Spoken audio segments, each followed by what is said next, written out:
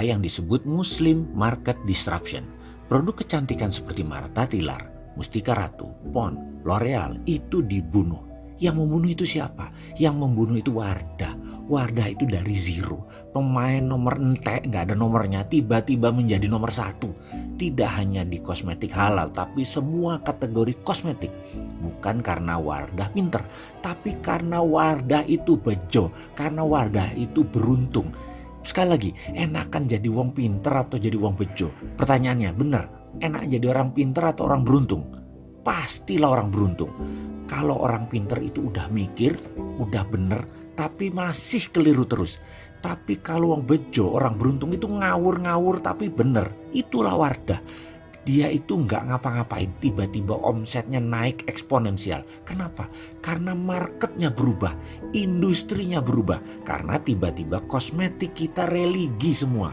Sehingga seluruh aspek kehidupannya termasuk konsumsinya mesti harus sesuai kepada ajaran Nabi, ajaran Quran, hadis.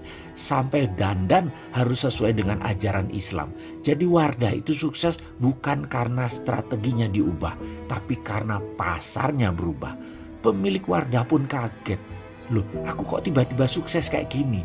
Orang sebenarnya yang enak itu hidup kayak gitu. Yang kaget karena sukses. Tiba-tiba omsetku naik sendiri.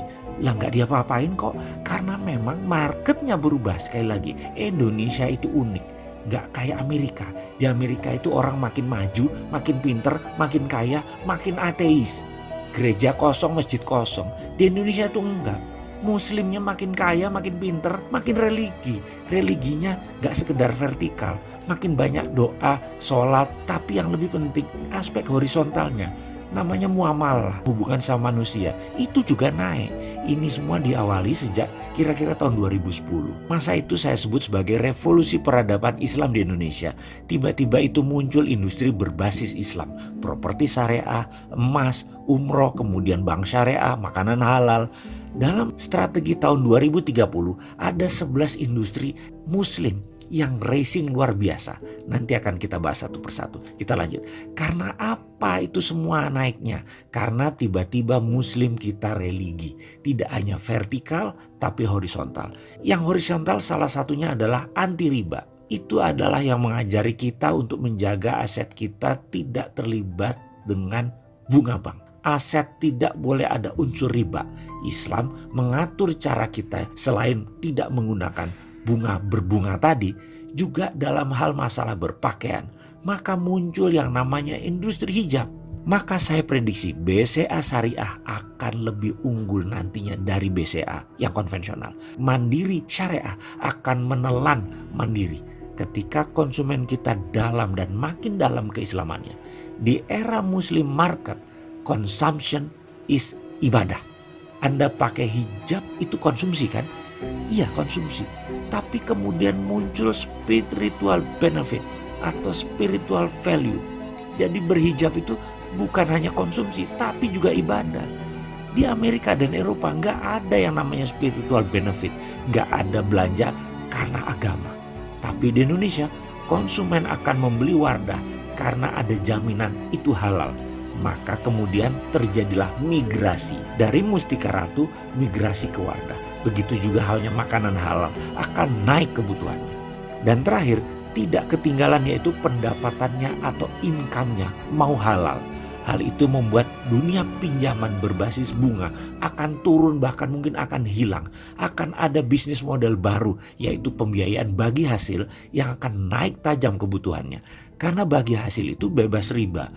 Peristiwa income-nya mau halal ini akan membuat banyak model bisnis baru dan akan menelan atau menumbangkan banyak bisnis berbasis pinjaman bunga. Jadi 3 hal ini adalah pemikirannya kaum milenial. Kencangnya dunia digital dan naiknya middle class muslim religius akan membunuh perusahaan industri bergaya lama. Pertanyaannya sekarang adalah Anda masuk yang dibunuh atau yang membunuh? Jadi mulai berpikir agar tidak dibunuh oleh digital, tidak dibunuh oleh milenial, sama kita tidak dibunuh oleh konsumen muslim. Kita harus berubah. 5 tahun ke depan atau bahkan 10 tahun ke depan ini akan menjadi market big wave-nya di Indonesia. Yang terakhir adalah tidak ada di dunia manapun, yaitu pasar semakin spiritual. Di Eropa tidak ada, di Amerika tidak ada. Tidak ada yang namanya spiritual benefit, hanya ada di Indonesia. Dan Anda harus kenal dan Anda harus tahu memanfaatkan spiritual benefit ini untuk kemanfaatan manusia yang banyak dan produk Anda. Anda jualan itu intinya apa sih? Intinya adalah ngasih value. Value adalah what customer get dibagi dengan what customer give. Dan rumusnya halus selalu, customer get harus plus. Semakin besar plusnya, maka value Anda semakin tinggi. Apa yang didapat dibagi dengan apa yang dibayar. Sekali lagi, itu adalah value. Apa yang kita berikan ke customer dan apa yang dibayar oleh mereka ke kita, itu penting. Itu value. Kalau value-nya tinggi, yaitu emotional benefitnya tinggi dan functional benefitnya tinggi, itu Anda pasti sukses. Tapi ada yang paling utama lagi, yang paling kanan, di mana kalau Anda menarget pasar muslim, maka pastikan mereka mendapatkan spiritual benefit. Kalau Anda, sekali lagi kita memahami untuk apa itu functional benefit dan emotional benefit. Kalau Anda makan di McDonald, dari lapar ke kenyang, itu namanya functional benefit. Kalau pakai Apple, yang dicari bukan hard disknya yang gede, tapi yang penting Apple. Itu namanya emotional benefit. Dan ada satu lagi yang lahir di tahun 2010 yang saya sebut sebagai spiritual benefit di Indonesia. Kalau seseorang pakai barang dengan label halal, maka mereka merasa lebih nyaman, maka orang tersebut mendapatkan spiritual benefit. Kita lebih dalam lagi tentang benefit produk. Misalnya Garuda Indonesia itu ada yang namanya more for more. Apa itu? Customer get more, tapi customer harus pay more. Kalau AirAsia lain lagi, less for less. Fasilitas setara dengan bayarannya. Gojek itu more for less karena mereka digital. Bagaimana customer get more tapi bayarnya less? Karena asetnya ringan, tidak ada aset. Semua digital company itu benefitnya naik, harganya turun. Itu kalau Anda bayangkan di bisnis konvensional, yaitu namanya ngajak bangkrut, tapi beda dengan bisnis di digital ekonomi. Di era ini kalau tidak bisa create more for less, Anda pasti mati. Itu yang pertama. Yang kedua, milenial itu ke depan kita tahu ada 50 produk industri yang diobrak-abrik karena ledakan functional benefit dan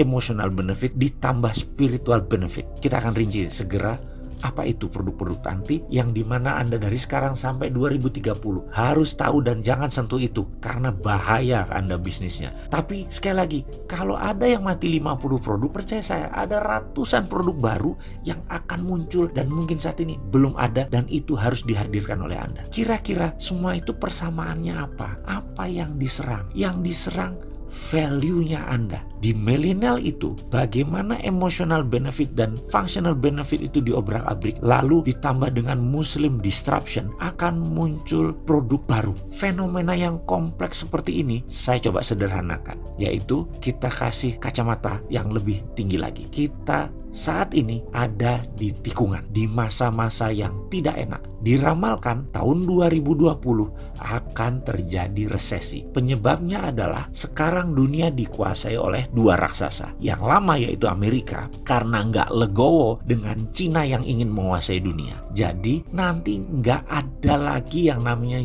G20, perkumpulan negara-negara Amerika Eropa yang ber-20 itu yang menguasai dunia ekonomi. Jadi nanti cuma ada G2, Cina dan Amerika saja. Cina itu hebat luar biasa. Teknologinya juga hebat. Jangan dikira hebat karena manufaktur atau pabriknya banyak. Digital 4.0 dan 5.0 Cina itu sudah menguasai. Amerika tidak legowo. Karena itu Amerika membuat proteksi dengan dalil nasionalisme. Trade war itu menyebabkan Amerika slowing down ekonominya, merugi, dan Cina pun merugi. Karena dua raksasa ini sama-sama rugi, hancur, akhirnya dunia kena resesi. Semua sudah membicarakan, IMF, PBB sudah membicarakan. Jadi sekarang ini bisnis benar-benar gak enak. Generasi generasi X, generasi saya ini lagi apes-apesnya. Tapi generasi milenial lagi bertarung di era yang penuh dengan bom waktu, penuh dengan disruption, dan ini menjadi tantangan yang membuat generasi milenial melakukan dekoplingisasi,